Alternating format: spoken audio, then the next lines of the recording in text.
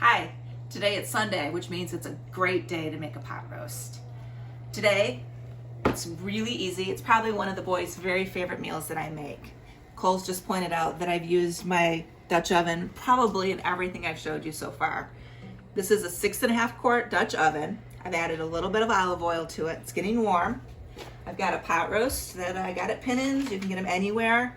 You're gonna take it in, put it in the Dutch oven, and you're gonna brown it on all 4 sides of the roast. And you really wanna take the time to get it brown because that's what's gonna give it a lot of flavor as it cooks.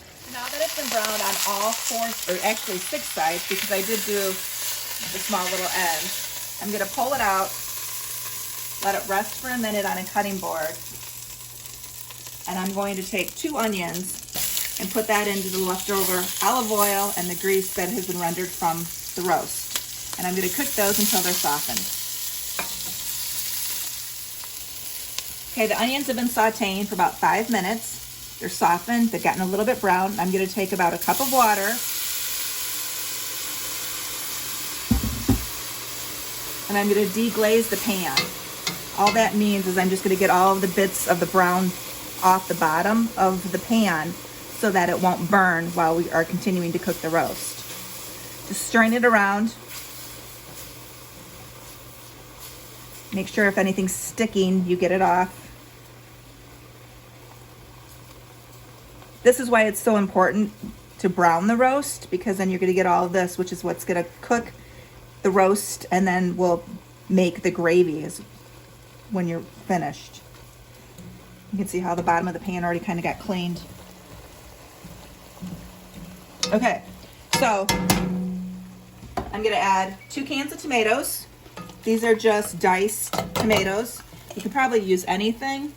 I'm gonna add 2 packages of the onion soup mix.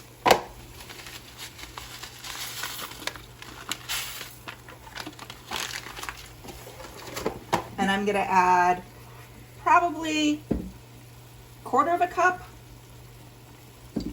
of Worcestershire. I love the flavor it gives. Stir that all up together.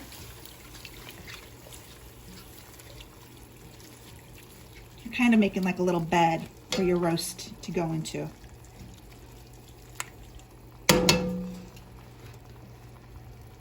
roast goes back in. Kind of nestle it in between the onions and the tomatoes. Got a little extra juice that's come on. Done. And then I'm going to add more water. You don't necessarily have to cover the whole roast, but I do like it to have more. Kind of stir it up a little bit.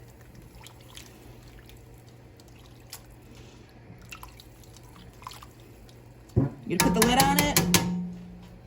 You're gonna put it in the oven. I have it set at 300 degrees, and I'll put it in and check on it in probably 3 hours and see where we're at. And at that time, I'll add the carrots and the potatoes and cook it for another hour.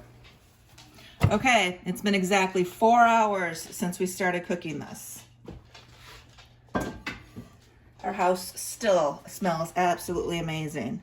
The carrots and the potatoes are very tender. I'm gonna take them all out, put them on a platter, and then I'll show you how to make the gravy.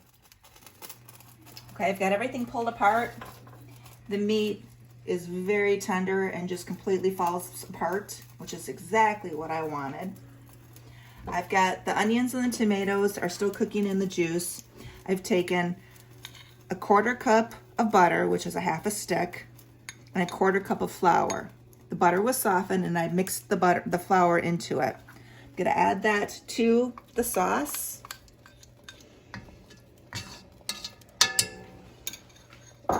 And then I'm gonna whisk it.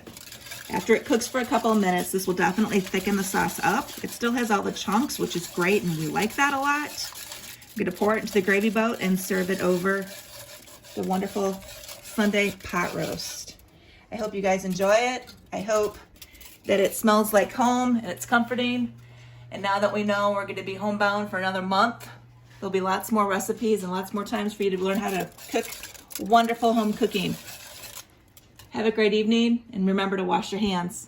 Thanks. Good night. It's the stuff she doesn't want you to see. Jack made bread. The butter boiled over. That's how we clean it up.